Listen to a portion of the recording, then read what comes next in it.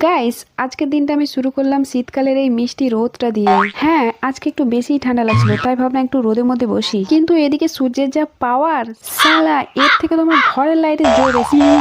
চলো, রোদ পোয়ানো হয়ে গেছে, সকাল সকাল একটু বীজ খেয়ে নিই। ওই চা আর বিস্কুট আর কি, মানে এটাকে আর বীজ বলবো না, তোর কি বলবো বলো ভাই। এই চাটা একবারে এক্স এর মতো, যতই বলি ছেড়ে দেবো, খাবো না, তোমরা আল্লাহর কাছে দোয়া করো যেন আমি এই বীজটাকে তাড়াতাড়ি ছাড়তে পারি। গাইস, তোমাদেরকে তো একটা কথা বলাই হয়নি, আমি কিছুদিন আগে যে জলপাইয়ের ভিডিওটা ছেড়েছিলাম, এই দেখো সেটা আমি আচার বানিয়ে নিয়েছি। খুবই সুন্দর হয়েছে দেখতে, আর খেতে তো জাস্ট ওয়াও।